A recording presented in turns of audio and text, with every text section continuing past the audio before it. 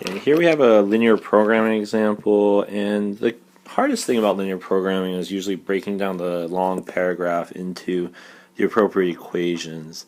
We're going to do things just one sentence at a time, right? So when it tells you the different interest rates, the important thing to do is break that up into the equation, right? So if we have 0.07% interest rate, we're going to have 0.07 times the amount in municipal funds, which the hint gives us as x, right? And to that, we're going to add 0.08 times the amount in the bank certificates, which is y. And then to that, we're going to add 0.12 times the amount in the high-risk bonds, which is this long expression 12,000 minus x minus y. That is not one of the constraints, though. That's our cost function. And so what we need to look at is the second two equations, right? When it says the amount invested in municipal bonds, so this equation is saying that x is at least 3 times the amount invested in bank certificates. We can replace the bank certificates with y. And then you can always take that equation and write it as x must be greater than or equal to 3y. If we move things around, we get y is less than or equal to 1/3 x, right? And that's going to be one of our constraint equations, which we will graph. The next sentence, right?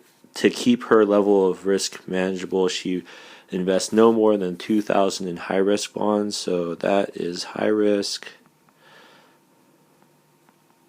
is got to be less than or equal to 2,000, right? That's what satisfies the constraint.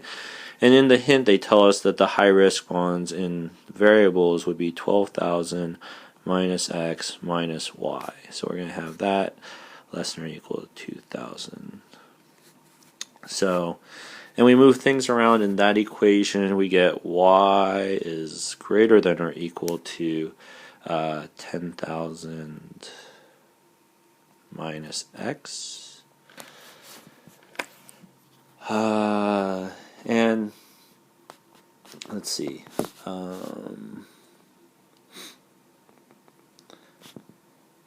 And so these two equations, this one here and this one here, right? Those will be our constraints that we can graph. And it gives us something that looks roughly like this, right? Where this is y equals 1/3 x, right? And then another equation, right, which would be the 10,000 minus x. So really we're looking for this, we're looking for a point at this intersection and a point at that intersection. We'll move to a new page. So the first intersection point, we're going to set the two constraints because it's the two lines that are intersecting. We're going to set 1/3 x equal to 10,000 minus x, right?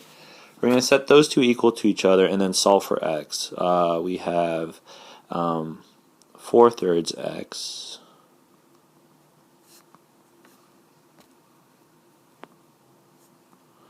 equals 10,000, right? And then we'll multiply both sides by 3/4.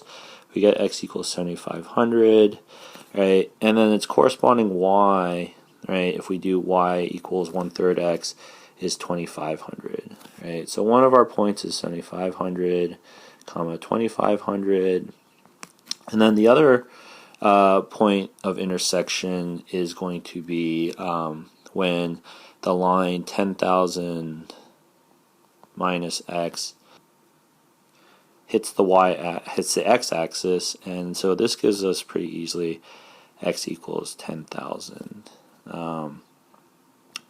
And we know that y is equal to 0, so this is a point 10,000, comma 0, right?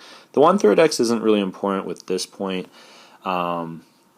because what we're looking for is just the intersection of this line, not the intersection of the two lines. We're just looking for the intersection of this line with the x-axis.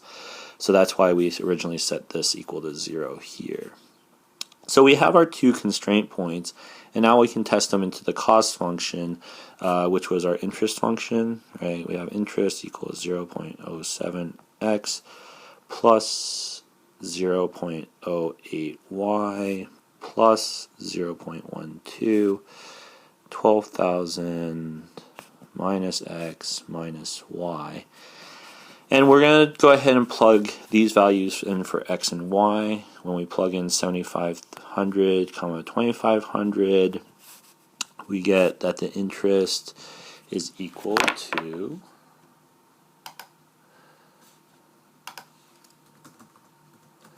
really quickly, $965.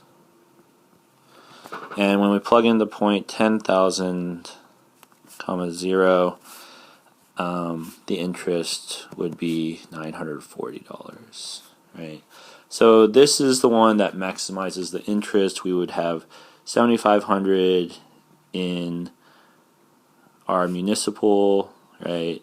2,500 in bank certificates, and that adds up to 10,000. We have 2,000 left to go, so we would put 2,000 into the high risk fund.